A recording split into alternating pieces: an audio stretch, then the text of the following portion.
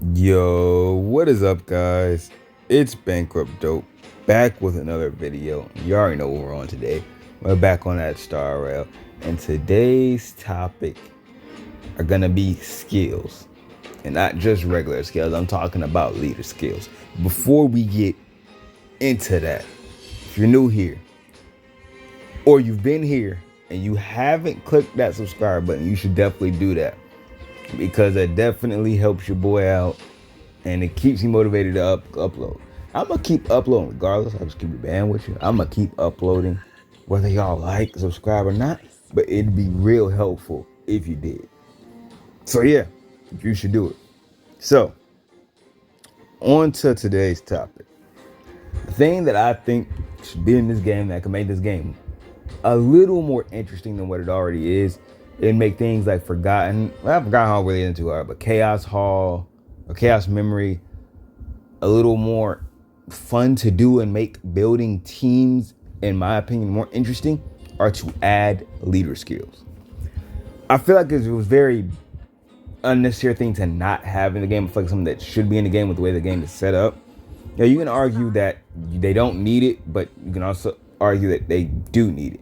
It's like any game that ever exists. It's like you can either build your game off of flat stats alone, which comes from their skills and stuff like that, or you can fluctuate it with leader skills, which all obviously you'd have to fine tune some of your bosses and everything like that. But I feel like it make the team comps and characters perform and be more interesting what they are. For example, we got Scylla up here in the front.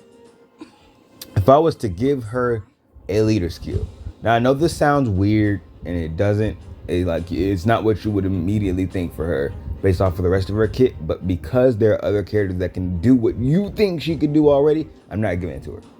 But if I was to create a leader skill with her, it'd be all of your characters on your team gain a 10 to 20%. I don't know what the number would be. I don't know what would be a balanced number, but some percentage chance to dodge attacks.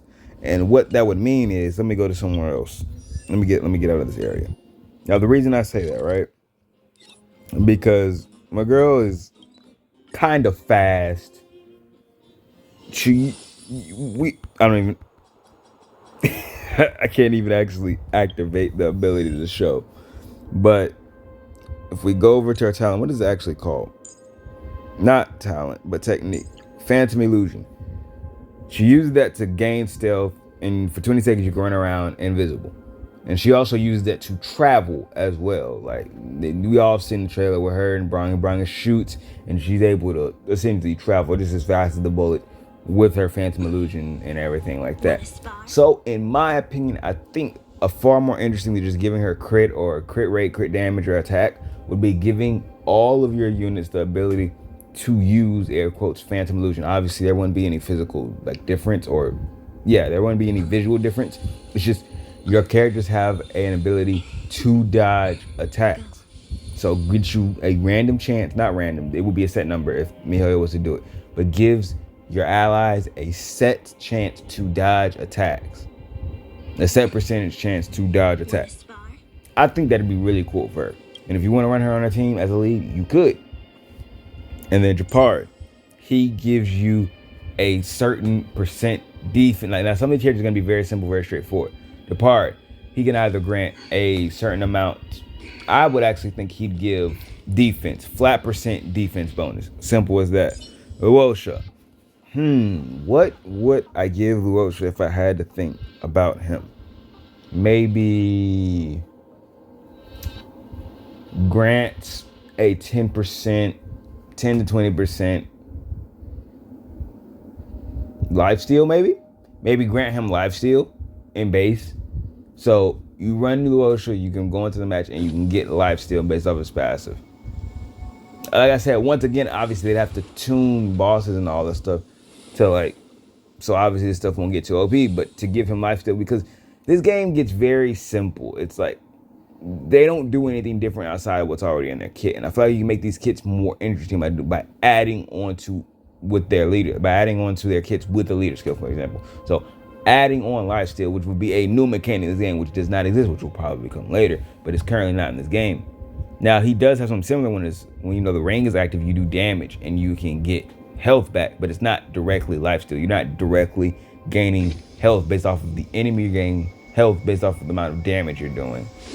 And whatever you have into his into his talent to gain that amount of HP back when attacking, because you're gaining it based off of his attack. So it's not directly lifesteal. Just an example. Bronya. Now this is why I said that Seal doesn't need the crit, because Bronya could be your crit damage, crit rate boss, but probably crit damage. Sorry, she'd be a crit damage lead, so it could work better off of her support. I know I said crit rate. Somebody commented she doesn't need crit rate. I'm gonna say crit damage. Sorry, crit damage. Should be crit damage lead. Jing Yuan. He can either be a lightning lead or a follow-up attack lead, because currently the only way you can increase your follow-up attacks are through simulated universe. Instead of that, in standard gameplay, the only way you can increase a lot of things are strictly through your relics. The whole point of this is to make your characters do more things without relying completely on relics, and that's why I think that we should have character leads. So he can be a lightning booster, he can be a follow-up attack booster. You can, whatever you think you want him to be, he can be. That fits his kit, you know. Silver Wolf. Increase your dude, like they can really go crazy with these. It can either be increase the enemy's weakness or decrease the enemy's weakness meter or toughness by X amount. It can increase your team's break effect or break damage by X amount. It can be interesting, and instead of having to use her talent along with her skill, right? So you know how you can use her skill to give an enemy a type debuff. Maybe her leader skill is enemies gain a random type debuff permanently for the whole match based off of it's just random based off of your team, but it'll be a random assigned effect, but it'll stay there, and then you know you can also use your skill. I know that sounds crazy. Oh, that sounds too OP, but there is really no such thing OP when the game you're not playing PvP. The enemies can be as strong as the developers want, and your characters can be as strong as the developers want. They either want you to feel strong or they want you to feel weak. It's up to the developers. So there's really no such thing as it's too strong. Now, unless you're just one-shotting everything and there's no struggle at all, that's when you become too strong. But for the most part, games are very good at fine-tuning that, and I think that they can be far more interesting and make characters far more interesting and cool than take the route of making them boring and sticking to just numbers. Because a lot of everything in this game is just purely numbers. That's just my opinion. Another one, Yukong. I think Yukong is way better than a lot of people give her credit for, because she's giving you flat damage and crit rate. Yeah, she gives crit rate, right? Crit rate and crit damage. This ultimate is really nice in my opinion. But another crit rate, crit damage type of lead, if you want her to be, up to you. You can use the 4 stars for that. I'm just gonna go through the whole list for the people that I do know. If I don't know them, I won't say anything. Bailu can give a extra stack of what is the thing that she gives? Invigoration. Like now characters that give invigoration can add another stack of invigoration. I'm not sure if other characters can do that. I'm not sure if she's the only one that can do it. I haven't really read the rest of the heroes, but I'm pretty sure she's the only one with invigoration. So she can be purely for herself. Her leader skill gives a extra stack of invigoration. Outside of the thing is, like I said, this is to go outside of this. So yes, you still get the buff from this, but as well, you get this from leader skills, because it changes your gameplay and makes your gameplay more interesting, rather than everything being reliant on summoning and on your relics and things like that. So it can be that. It can be simply just increase your healing efficiency. It can be characters gain the ability to revive one time outside of Bailu's effect. You see what I'm saying? So it's all like, if they add leader skills, it gives players a choice. So it's all like, oh, that'd be crazy. But if you have to choose between crit rate, crit damage, or any other cool little ability, chances are you might choose that and be like, oh, I don't need that extra revive from Bailu's passive and just her reviving off of her leader skill. Like those are things that having it is a lot. I don't even know how to say it, but having the ability to choose it makes the decision a lot more harder than just, oh, that's OP, everybody will use that all the time. It wouldn't work like that in all the situations. You know what I mean? Like, if I could gain the ability to do more damage, there's some people that'll take the ability that'll take the more damage. If you take the survivability route, people will take the survivability route. Because guess what? Surviving in this game doesn't even really matter because everything's based off of turns anyway. So would that really be so broken? Probably not. Because if you're doing chaos, remember, you've probably already failed at that point. If you're dying, because survivability doesn't matter. It's about how fast can you clear it. So damage is really the true thing in this game at the end of the day. Fire MC, damage reduction for your whole team. I'll say that. I think that's what it should be. Best thing in the entire game, period. You can argue with me all day. Damage reduction is the best thing in the game for keeping you alive. Let me rephrase that. It's the best thing for keeping you alive. Because flat defense is not it. Flat defense only takes you so far. Damage reduction is forever.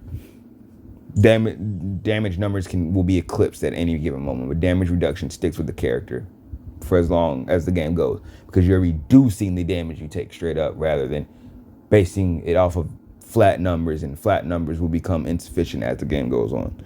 Natasha, I don't know, grant your whole team a resist from one debuff or something like that, or like a debuff or a DOT or something. Like, you see what I'm doing here. Payla, I don't know. Grant your character the abilities to strip a debuff when anyone does their ability. So you can get her ability to her ult, which can strip the buffs, right? But then her leader also grants the rest of your characters the ability to activate a debuff when you activate their ultimates, but only one time in battle. So you have hers, and then your other characters all get the ability to strip a buff off when they activate their ultimate for the first time of the battle. Like, I'm just talking here. I'm not really thinking too hard about what the rest of these could be. I'm not really reading any kits, obviously. I'm just clicking and saying things. But you guys get what I'm saying here. I'm not going to go down the rest of this because this video is already too long. You get what I'm saying here now, right? I'm just spitballing here. I think that leader skills can make the game far more interesting than what it already is. I'm not saying the game isn't interesting. Like I said, I always have to reiterate it that I do like the game. Everything I say is just for rooms of improvement, things to make things more interesting. It's just things that other games have, and I think that this game could benefit by it. So I think that this game could benefit from leader skills. But if you don't agree, let me know. If you think that, nah, that's dumb, and here's why, let me know. I'm down to hear it. And if you think they should do it, let me know who you think they should do it for. Obviously, I think they should do it for everybody, but let me know what leader skills should read with what should the leader skills do for whatever character you're interested in. Let me know. Talk to me, y'all. With all that being said, thank you for watching. If you watch, you already know I appreciate y'all. Like always, drop a like on the video and comment something down below. Subscribe if you haven't already, and I'll catch you guys next time. Peace.